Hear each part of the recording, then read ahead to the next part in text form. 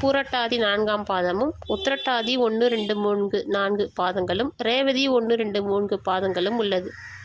முதலில் பூரட்டாதி 4ஆம் பாதத்தில் பிறந்த நட்சத்திரக்காரர்கள் பார்த்தீங்கன்னா, ஸ்ரீ ராகவேந்திரரையும் திருச்சியில் உள்ள ரங்கநாதர் பெருமாளையும் வணங்கி வர வேண்டும். வருடத்திற்கு ஒரு முறையாவது சென்று இத்தலத்திற்கு வேளக்கிழமை அந்த கிழமைகளில் போகலாம். போகும்பொழுது துளசி மாலை வாங்கி தரலாம். இதை மாதிரி செஞ்சுட்டு வந்தீங்கன்னா இந்த ஜாதகர் அடைய வேண்டிய அனைத்து சிறப்புகளையும் சீக்கிரமாக அடைவார்.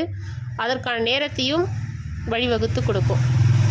அடுத்து பார்த்தீங்கன்னா, உத்திரட்டாதி 1, 2, 3, 4 பாதங்களுமே தீயத்தூர், இது வந்து புதுக்கோட்டை மாவட்டத்தில் இருக்குது. சகஸ்ர லட்சுமீஸ்வரர் மற்றும் பெரியநாயகி தாயார். இந்த சகஸ்ர லட்சுமீஸ்வரர் பார்த்திங்கன்னா சுயம்பு மூர்த்தியாக அருள்பாலிக்கிறார்.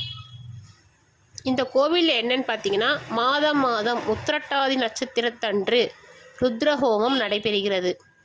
அப்போது இந்த உத்திரட்டாதி நட்சத்திரத்தில் பிறந்த ஜாதகர் ஒரு நாள் முன்னதாகவே சென்று அங்கு அறை எடுத்து தங்கி அந்த கோவிலில் போய் விசாரிச்சுட்டு அந்த ஹோமத்திற்கு என்னென்ன தேவையான பொருட்கள் வாங்கி தரலாம் அப்படின்றதையும் விசாரிச்சுட்டு அந்த ஹோமத்தன்று தேவையான பொருட்களை உங்கள் தகுதிக்கு ஏற்ற உங்களால் முடிந்த அளவு உங்களால் எல்லாமே வாங்கித்தர முடியும் அப்படின்னா வாங்கித்தாங்க. உங்களால் என்னென்ன முடியுமோ அந்த கோவிலுக்கு தேவையான அந்த ஹோமத்திற்கு தேவையான பொருட்களை வாங்கித்தாங்க.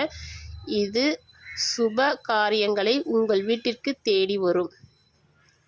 திருமண தடை இருக்கிறவங்களுக்கு, ஒரு வேலை கிடைக்காம இருக்கிறவங்களுக்கு, படிப்பு தடையாக இருக்கிறவங்களுக்கு, இந்த உத்திரட்டாதி நட்சத்திரம் பிறந்தவங்களுக்கு சொல்கிறேன்.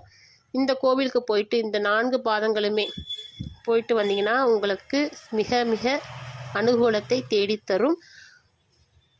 அப்படி எனக்கு எந்த விதமே தேவைப்படலை அப்படின்னாலும் வருஷத்துக்கு ஒரு தடவை போயிட்டு வாங்க. இது கண்டிப்பாக உங்களுக்கு அனுகூலத்தை தேடித்தரும். அடுத்து ரேவதி 1, 2, 3, 4 பாதங்களுமே பார்த்தீங்கன்னா ஸ்ரீ ராகவேந்திரரை வணங்கி வருவது மிக சிறப்பு. அடுத்து பார்த்தீங்கன்னா, கடலூர் மாவட்டம் ஓமாம்புலியூர் இடத்துல இருக்கிற சனீஸ்வரரை வணங்கி வந்தால் ரொம்ப சிறப்பாக இருக்கும். அடுத்து தட்சிணாமூர்த்தியும் வணங்கி வந்தால் மிக சிறப்பாக இருக்கும். ஏன்னா இதெல்லாம் வந்து எதுக்கு சொல்கிறோன்னா, அவங்கவுங்க நட்சத்திரத்தில் பிறந்த ஜாதகர்கள் இந்த குறிப்பிட்ட கோவிலுக்கு போனீங்கன்னா உங்கள் ஜாதகத்தில் கிடைக்க வேண்டிய அனைத்து பலன்களையும் தடைகள் இல்லாமல் உங்களை தேடி வரும். நீங்களும் அதை முயற்சி செஞ்சு நீங்கள்